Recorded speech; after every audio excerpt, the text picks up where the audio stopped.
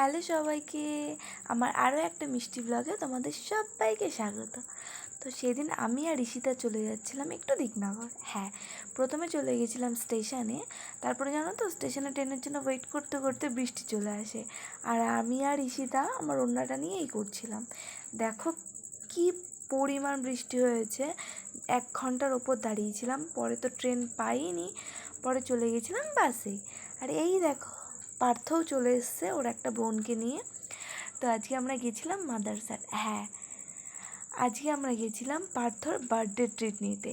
তো সেখানে গিয়ে ঈশিতা ভিডিও করছিল, পার্থ করে দিচ্ছিল, আর আমি ওদের পার্সোনাল ফটোগ্রাফার। হ্যাঁ, আমি সবাইকে ছবি ভিডিও করে দিই, কিন্তু ওরা কেউ আমার ছবি ভিডিও তুলে দিতে পারে না।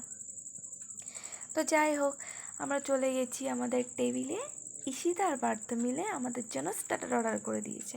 তো দেখো স্টার্টার এখানে ছিল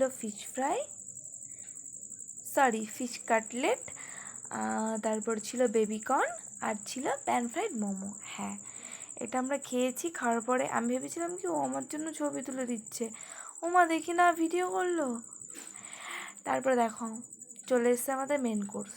এটা খাচ্ছি, খেয়ে না স্টার্টার খেয়ে আমাদের সবার পেট লড়ছিল, এই খাবারটা আমরা খেতেই পাচ্ছিলাম না। যাই হোক, ঈশিতা বলছে আমি খেতে পারছি না, পার্থও বলছে না খেতে পারছি না, আর খাবারটাও খুব একটা ভালো ছিল না।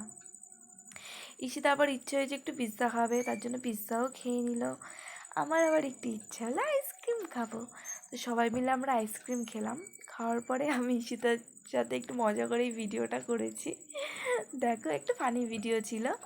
যাই হোক, এরপর আমরা লাঞ্চ করে তাড়াতাড়ি বাড়ি চলে এসেছিলাম, কারণ অনেক রাত হয়ে গেছিলো। তো চলো টাটা, দেখা হচ্ছে পরে ভিডিওতে।